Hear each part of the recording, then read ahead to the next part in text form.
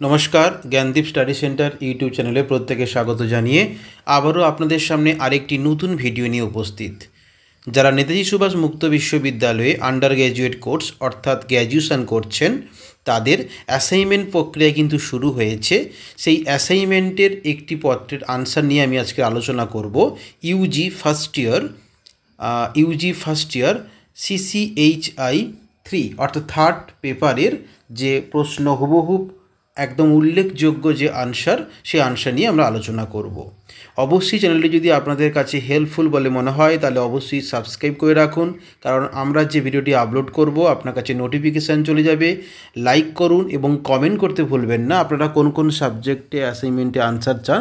আমরা চেষ্টা করব সেই সমস্ত সাবজেক্টের আনসারগুলো প্রোভাইড করার, কারণ আমাদের এই ক্ষুদ্র প্রয়াস শুধুমাত্র আপনাদের জন্য। চলুন কথা না বাড়িয়ে আমরা শুরু করি। প্রথম যে প্রশ্ন ছিল, অশোকের কোন শিলালিপি থেকে ঐতিহাসিকেরা কলিঙ্গ যুদ্ধ সম্পর্কে জানতে পারে? এর সঠিক উত্তর ত্রয়োদশ লিপি, প্রধান শিলালিপি 13। নাম্বার 2, বুদ্ধিস্ট ইন্ডিয়া গ্রন্থের লেখককে? সঠিক উত্তর হয়ে যাবে রিস ডেভিডস। নাম্বার 3, এলাহাবাদ স্তম্ভলিপিতে গুপ্ত বংশের প্রতিষ্ঠাতা হিসাবে কার নাম উল্লেখ করা হয়েছে? এর সঠিক উত্তর মহারাজা শিবভক্ত। নাম্বার 4, কোন রাজার সময়ে চতুর্থ বৌদ্ধ সঙ্গীতি হয়েছিল? এর সঠিক উত্তর কনিষ্ক।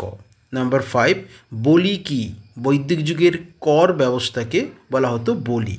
নাম্বার 6, গৌতমীপুত্র সাতকর্ণী কোন রাজবংশের অন্তর্ভুক্ত ছিল? এর সঠিক উত্তর হয়ে যাবে সাতবাহন রাজবংশের অন্তর্ভুক্ত ছিল গৌতমীপুত্র সাতকর্ণী। নাম্বার 7, অনুলোম বিবাহ কি? এর সঠিক উত্তর উচ্চ বর্ণের পুরুষের সঙ্গে নিম্ন বর্ণের নারীর বিবাহকে বলা হয় অনুলোম বিবাহ। নাম্বার 8, ঋক বৈদিক যুগে মানুষের মূল পেশা কী ছিল?